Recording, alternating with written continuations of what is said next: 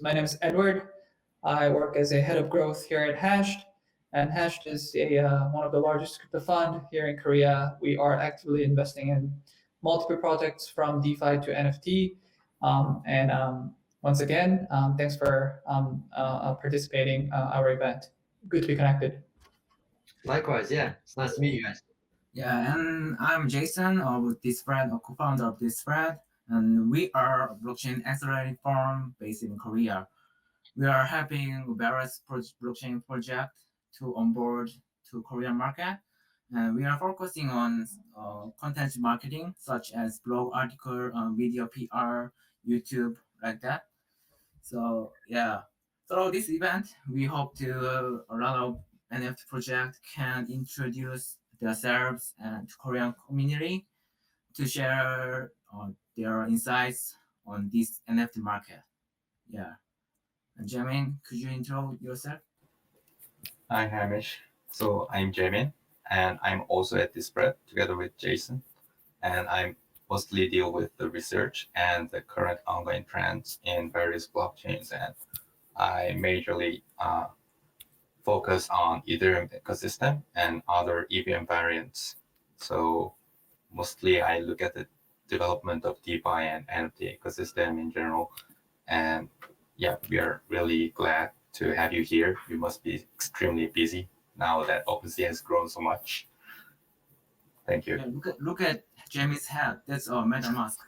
Oh yeah, it's a MetaMask. Yeah, guys. So let's get started.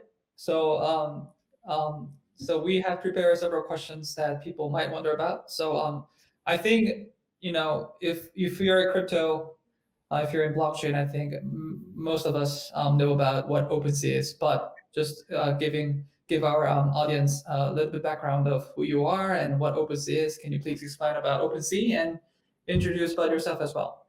Of course, yeah. So I'm Hamish, the growth and community lead at OpenSea. So I look after sort of our content marketing, our community team of sort of customer support agents. And I also help out on the business development side, like getting artists on the platform and sort of showcasing those artists in the best way we can.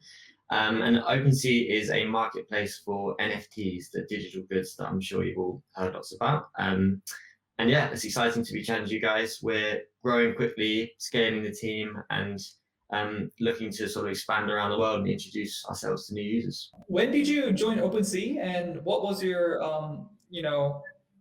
motivation that you actually joined OpenSea in the first place? Yeah, so I joined in May last year. So I was one of the first people to join who wasn't sort of a developer, like a coder. So I kind of came in to look after sort of the community building, community development side of the business. And I sort of, in the past, was working in the music industry, and there were sort of lots of problems with royalty distribution. And I sort of realized that the way media was exchanged and the way artists were paid on the internet wasn't necessarily optimal. So the opportunity that NFTs represented seemed quite big to me at the time. Obviously, like the growth has been pretty extraordinary, and I didn't expect it to necessarily happen this quickly.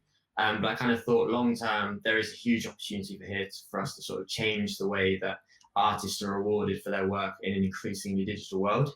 So that was kind of why I was interested in joining OpenSea.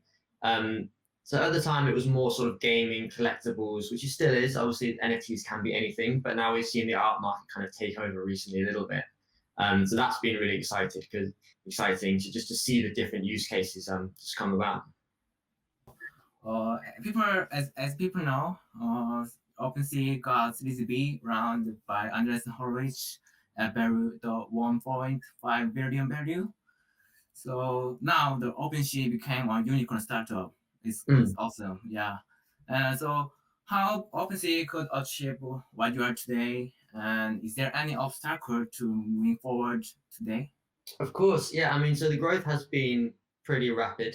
As I mentioned, we didn't necessarily expect it to happen this quickly. We always thought there'd be a moment where the sort of mainstream public understood the potential and came to the platform, and that kind of happened at the start of the year, and that was really exciting. We had people like Rob Gronkowski from US athlete. We had US musicians like Shawn Mendes, but also lots of sort of like celebrity figures from all around the world intrigued about what NFTs were, and that all kind of happened around the same time. So that led to this period of huge growth. which obviously leads to massive challenges. So scaling the platform, dealing with a new whole wave of users, and hiring has been challenging just because you obviously want to keep standards high, you want to hire the right people, but there has to be some speed to it to kind of keep up with demand. So obviously raising a lot of money and having that valuation is great for us. We're in a privileged position. We have the ability now to scale the business and hire that talent that can help take us to the next level. In terms of challenges, I've obviously mentioned hiring.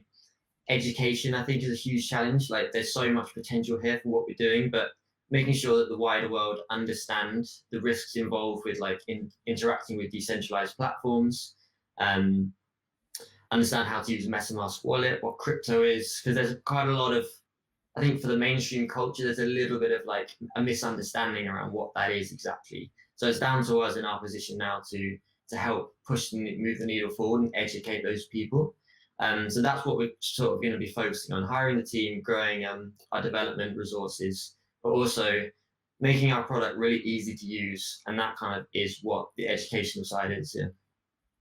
Yeah, I totally agree with you that the education is the key part for like bringing mass adoption into blockchain space.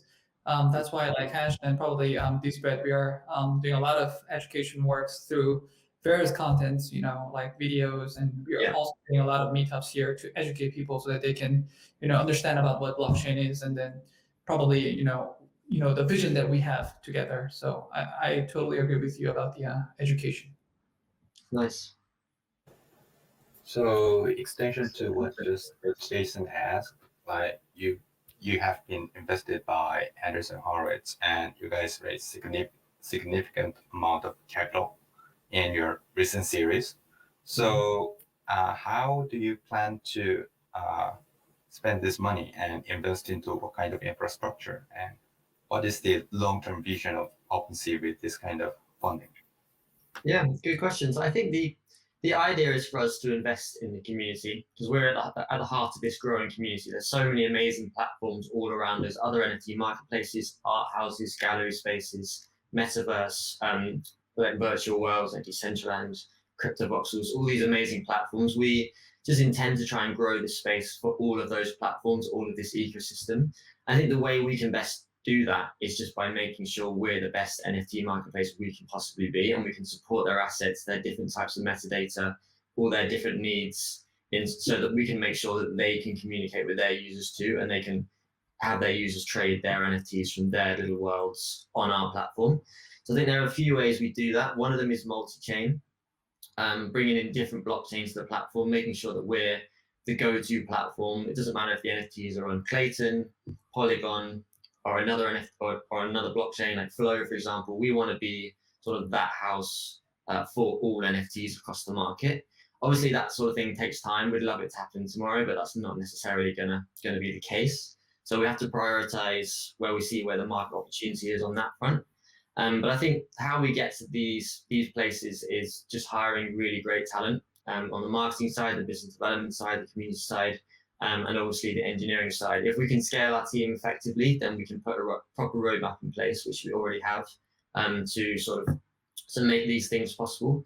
So that is sort of like, that's the twofold plan: hire the best talent we can, get the other blockchains integrated, educate our users on how to sort of enter this world.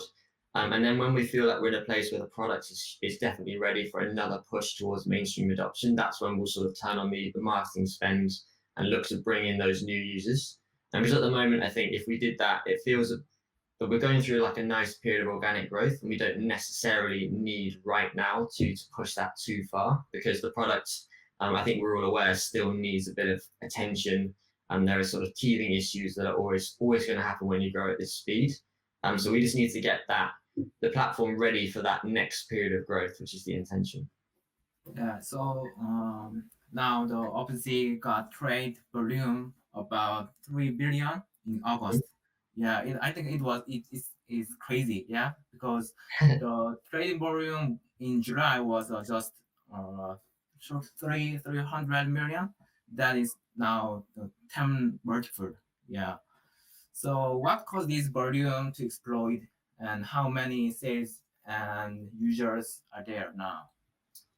Yeah, so I think it's a good question actually, because we did have a lot of like interest from that sort of mainstream public in sort of March, April, May, and that was a sort of a driver of that volume at that time. But that and those things are still happening. There's still people entering from like with huge audiences wanting to sell NFTs. We're still seeing a lot of that.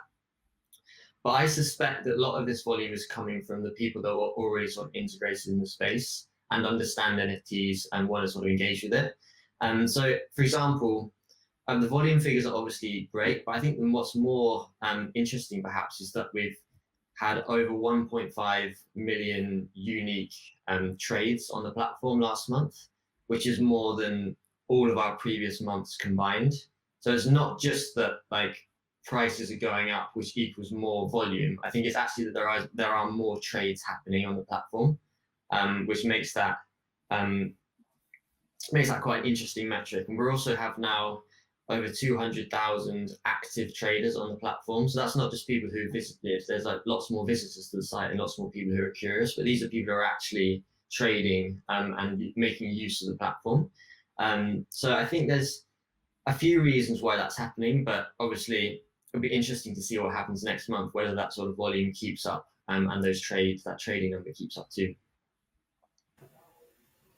Yeah, thanks. That's a really interesting topic, in fact. So, because now there is another NFT exchange called Rarible, where it tries to leverage its token economics with users' participation to the platform usage itself.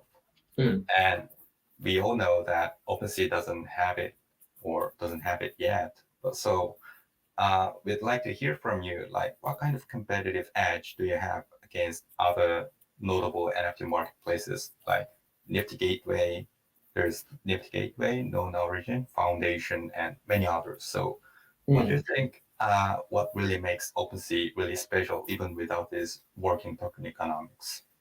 Yeah, interesting. So I think with Super Rare, Foundation, Nifty Gateway, those sort of platforms, I view OpenSea quite differently to those platforms, just because we're like an open marketplace and anyone at any time can put an NFT on OpenSea and try and sell it.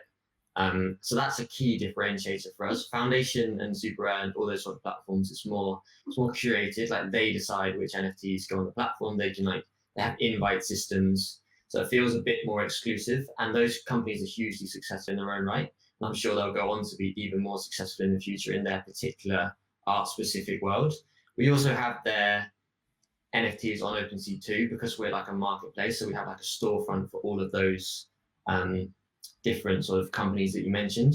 Rarible I view as being a little bit more similar to OpenSea in that they are more of a marketplace, but they're still a little bit more art focused than us, or historically have been.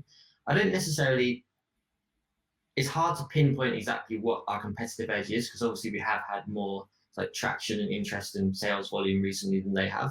But they're also a great platform. They've helped us sort of move the space forward together with them.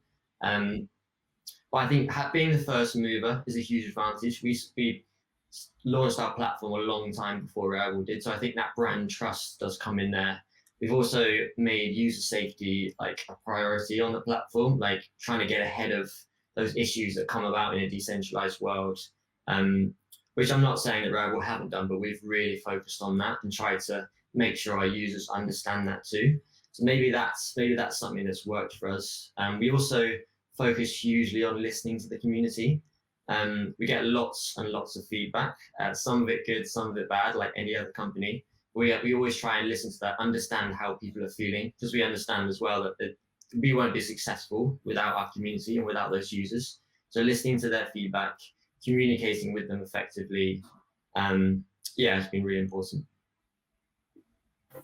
Very interesting answer, because basically what you're saying is that being a first mover and being a decentralized exchange for NFT trading and minting is one of the huge advantage over Nifty's and other exchanges, which are a little. So, and that also calls for a problem, I guess, because since the platform is entirely decentralized, so there should be some malicious behavior over the NFTs or the content of the NFT people trying to meet, such as some artworks or some kind of brand might get infringed in terms of the trademarks or copyrights. So does OpenSea have any measures to actually stop that from happening? Yeah, so I think this is a serious issue, something we take very seriously. We're conscious of our like responsibility within the space to make sure that all those safeguarding measures are as good as they can be, and to educate users on the risks involved. Obviously, we have sort of verification processes in place. We also have a user safety team which is growing and monitoring the platform, and we're looking to introduce some tooling that can like detect images. So if an image is already on our platform and someone mints the same image, that will just be immediately flagged to us and we can remove it. Also with sort of things like copyright and regulation, we obviously follow every regulation to the letter. We're open to working with regulators to make sure we're compliant in every single territory. So if there's like a company that reaches out to us asking us to remove content that infringes on their IP, we'll of course comply and do that. But yeah, it is an issue, but also we understand the challenges ahead, and we're like working now to make sure that if there is another growth period where like there's more IP coming onto the platform, there's more interest, we're ready for that, and we don't get sort of surprised by it. So we're putting in lots of different structures like automated technologies that can detect fraud, for example, and growing our user safety team to actively monitor the platform and remove stuff before it's reported to us. And just make sure artists and collectors feel protected, because that is ultimately our responsibility and our end goal, that people can feel like they can safely trade on the platform without worrying about the fact that they're in a decentralized world and the fact that it's their responsibility to do these checks.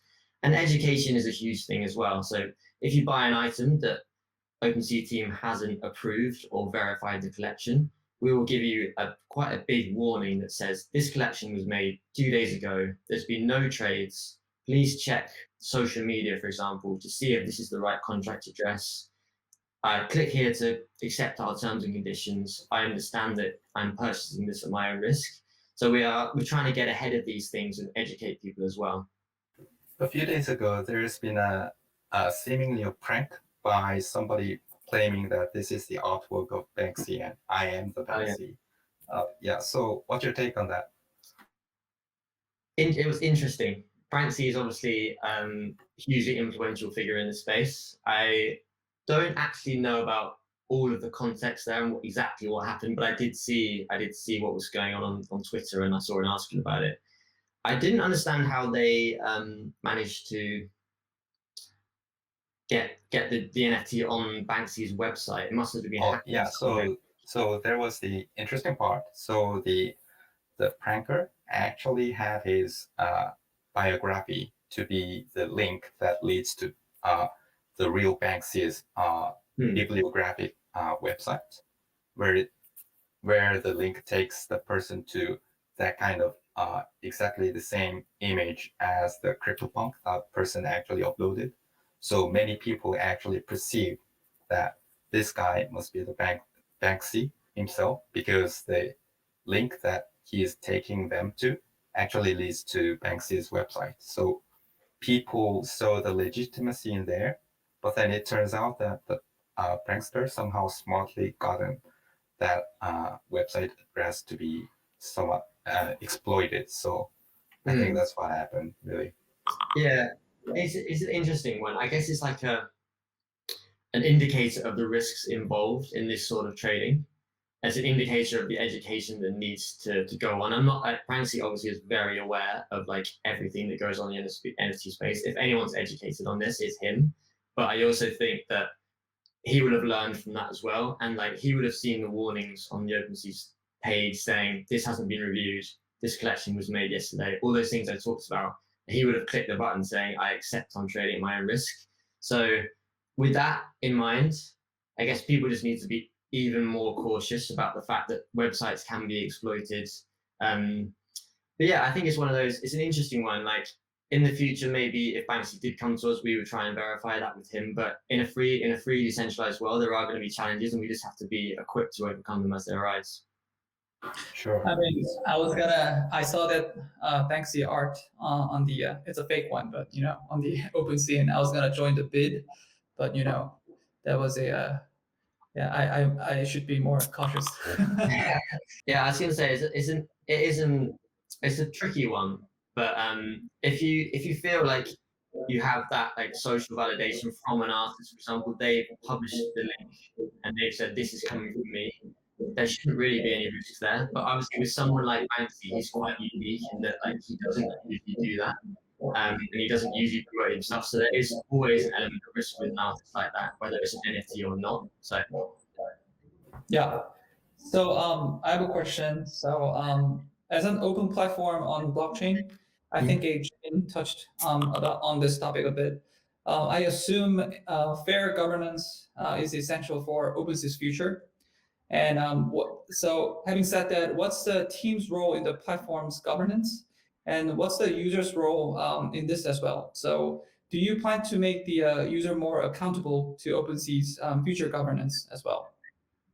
yeah, interesting. So I don't know. There's no plans at the moment for a sort of governance token. That may change in the future, but at the moment, there's no plans at all for that. In terms of community governance, we want to find ways to make it more democratic. We want the users involved at every turn. They are at the moment. The users are involved in unofficial ways at every point. We're listening to their feedback. We're asking directly for their thoughts on the products, how we can move it forward, which artists we should be shining a light on when we get the opportunity. So I think we need to work with them in the future to ensure that they understand how important they are to us, because we want the people to know that.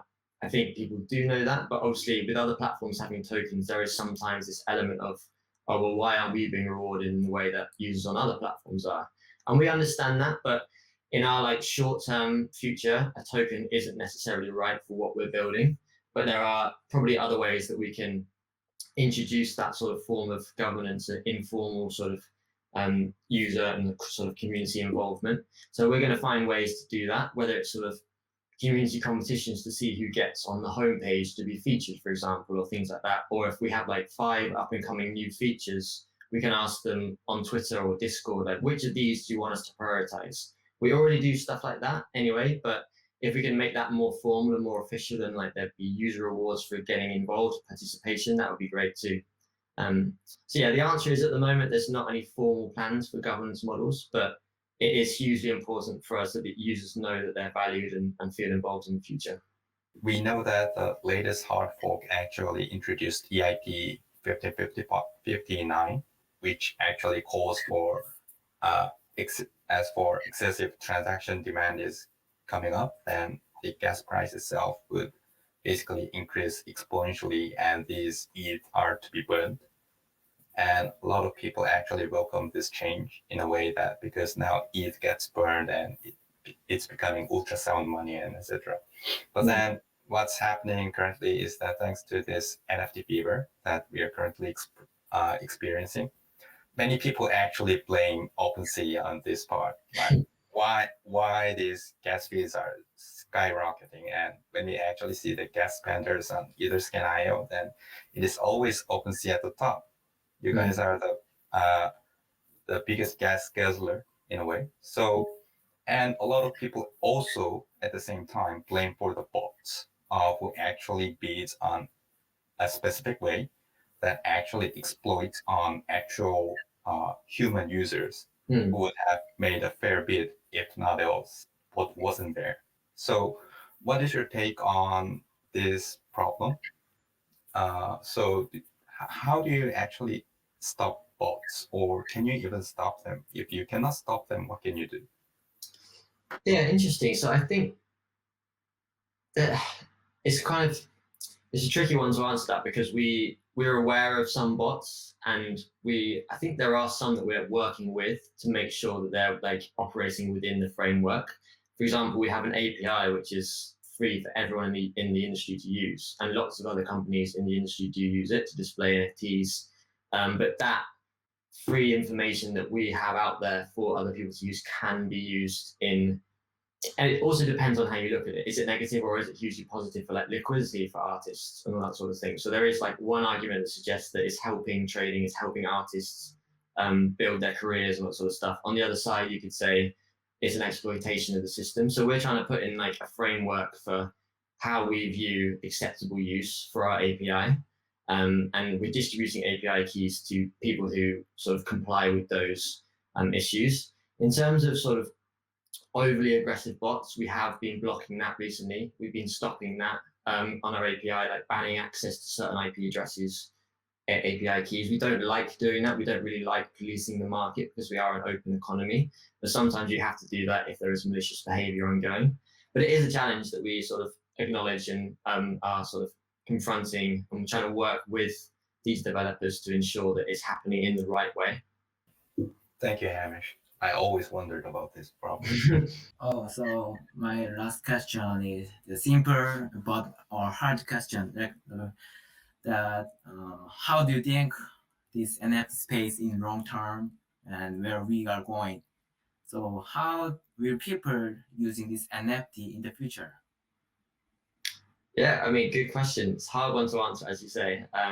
But I see there being more utility involved in NFTs in the future. Obviously, collectibles are great because people love collecting, like fine art and sports items. That human beings love collecting, and that can be digital, that can be physical, and I think it will be hugely digital in the future with NFTs. But I also think things like tickets to events, for example, royalties for music, things like that. There'll be more as this space grows and as people understand the potential. I think there'll be more utility-based NFTs. And also, I think the metaverse is going to explode. I think digital fashion within metaverses and like people's identity online is already becoming a huge thing. We've seen it with like profile pictures on Twitter, for example. But I think that's the first step of what that kind of looks like. And then if you take that into crypto voxels or Somnium space, and as those spaces develop with the technology, we'll see lots more interesting things going on in the fashion world. We'll see big brands from the fashion world doing shows in these metaverses, which is already kind of happening, but we'll just see way more of that. And then there'll be a little bit more, in my view, sort of interaction with the physical world too. So there'll be a lot more unlocking of experiences. Maybe it's like a meet and greet at a concert, or you actually can redeem like a digital piece of clothing for a physical piece of clothing if you have a certain QR code on your NFT on your MetaMask wallet. So I think we're at an exciting point now. There's been lots of innovation, things like generative art. We're seeing people develop smart contracts that actually the smart contract itself develops the art, not the person controlling the algorithm, which is like hugely interesting. So that feels like something we're only just at the start of. And there's no reason why that can't happen in music too. So if you've got these generative art collectibles hugely popular on the site, why can't that happen in the music world? And what does that mean for the future of music too? If music can be like generated by an algorithm, does that change the way artists in the physical music world interact with their digital fans and all that sort of stuff? So there is so much potential. We're very early, but as the technology develops, I think we'll see some things that we can't even really imagine now. Yeah, I couldn't agree with you more. I mean, especially on, the metaverse is already happening right now. The thing is that I guess I believe, like Facebook, messenger services like KakaoTalk or WhatsApp. I mean, these services already have some kind of, metaverse elements as well, right? So we didn't realize until now because we call it as metaverse right now. And then I think I think year after years, I think more people will live in metaverse as well, as we have seen in the film called Ready Player One directed by Steven Spielberg. I love that movie, and then I imagine once I wake up in the morning and then I just wear my VR and then do a lot of stuff in the digital world. I guess that's the future that we're going to live in very soon. Very soon. Yeah. And hopefully Hashed and DeSpread and OpenSea will play a significant role in the metaverse as well. I mean, that was great. Yeah, so one last question. I mean, this is my personal question as well. So you mentioned that you are planning to integrate some other blockchain layers as well. Can you tell us, more about, what are these blockchain layers that you are planning to integrate with? Yeah, of course. So we currently have an integration with Polygon ongoing. We're sort of in a sort of beta phase of that, or beta phase, where we've launched it, people are using it. but also we're getting feedback from the community. We're sort of not marketing it or advertising it too much at the moment because we understand that there are certain issues or certain ways it could be better. And that's all about, like, going back to your point about OpenSea guzzling all of the gas. That's kind of one solution to that is Polygon trading is they have meta transactions. So it's just we're going to pay all of the gas fees for our users on Polygon network. So the gas fees on Polygon are like a fraction of what they are on ETH, but we'll just be covering those small costs so users can trade and create NFTs for free. So we feel like once that marketplace is up and running properly and people are using that as the primary marketplace on OpenSea, that will make a huge difference to trading on the platform. Because at the moment, obviously, with the NFT market, prices are quite high because they need to be quite high because the gas price is quite high. So if you don't want to buy an item for $1 if you're going to pay $30 gas fee.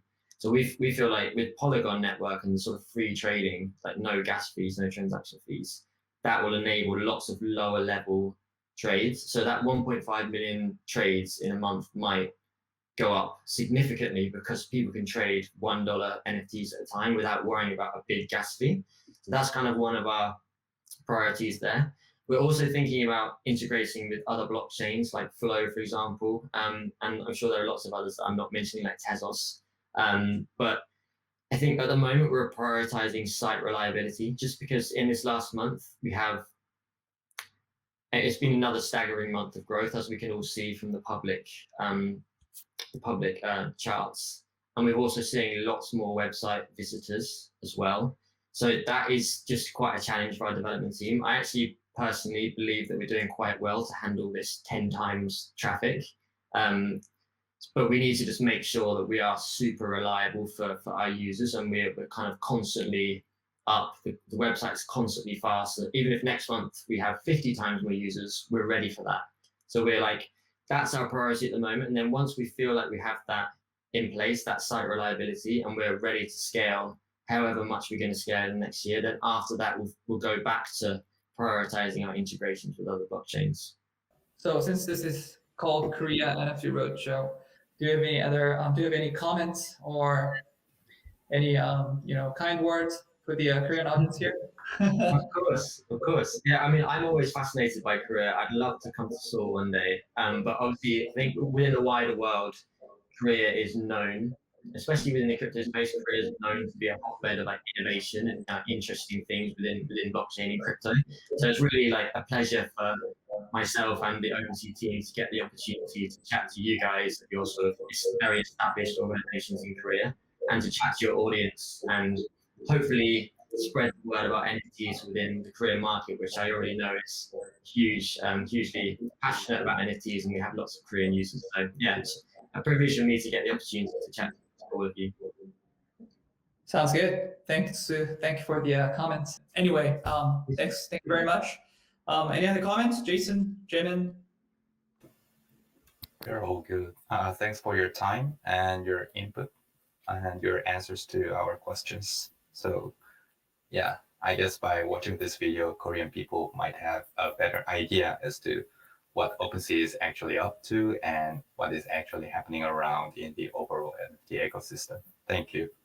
Nice. No worries. It's a pleasure to chat to you guys. Really nice to meet you. Yeah, thank you, Hamish. Thank you. Bye-bye. No worries. Bye, guys.